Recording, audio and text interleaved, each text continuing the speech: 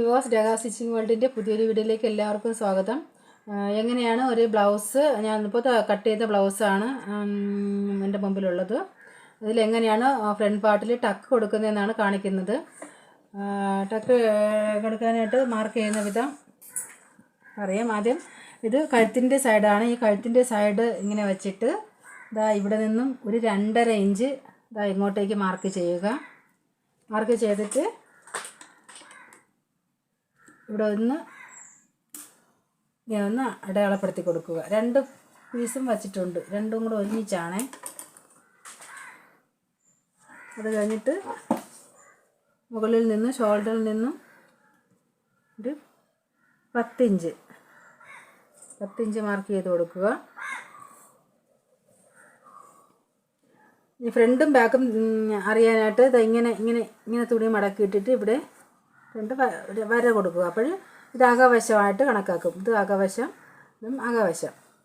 അതുപോലെ ഞാൻ ഡോട്ട് എടുക്കുന്നത് എങ്ങനെയാണെന്ന് വെച്ചാൽ കൈക്കുഴിയിലേയും കൂടെ കാണിക്കാം. ഫ്രണ്ട് ഡോട്ട് ഞാൻ സാധാരണ എല്ലാവരും എടുക്കുന്ന പോലെ അല്ല ഞാൻ എടുക്കുന്നത്, അതുകൊണ്ടാണ് ഇത് കാണിക്കുന്നത്.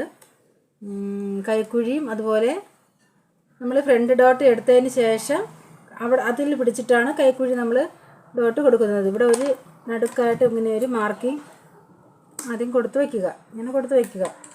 കൊടുത്ത് വച്ചതിന് ശേഷം ഈ സൈഡ് ഉണ്ടല്ലോ, കൈക്കുഴിയുടെ ഭാഗത്ത് നിന്നും ഞാനിങ്ങനെ ഇങ്ങനെ മറിച്ച് ഇങ്ങനെയാണ് ഞാൻ ഡോട്ട് കൊടുക്കുന്നത്.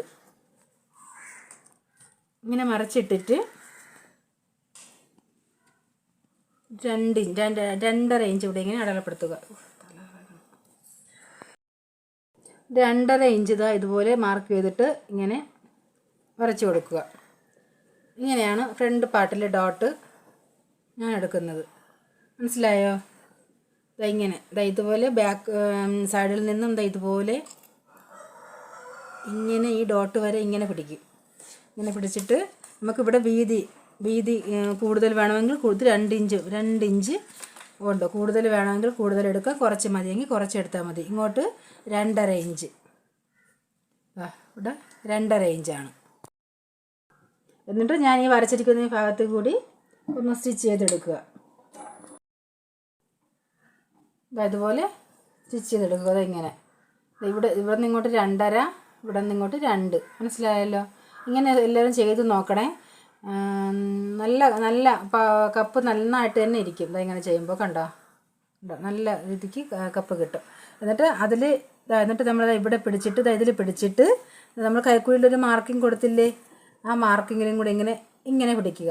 കണ്ടോ, ഇങ്ങനെ പിടിക്കുമ്പോഴത്തേക്കും ഇങ്ങനെ മടക്ക് തന്നെ, ഇങ്ങനെ കറക്റ്റ് മടക്ക് കിട്ടും. എന്നിട്ട് ആ മടക്കിൽ കൂടി ഇവിടെ ഒരു 2 ഇഞ്ച് ഈ പോയിന്റിൽ നിന്ന് ഇങ്ങോട്ട് 2 ഇഞ്ച് മാർക്ക് ചെയ്തതിന് ശേഷം ഈ പോയിന്റിലേക്ക് ഇങ്ങനെ ഒന്ന് സ്റ്റിച്ച് ചെയ്ത് കൊടുക്കുക. ഇവിടെ നിന്ന് ഇങ്ങനെ സ്റ്റിച്ച് ചെയ്യുക.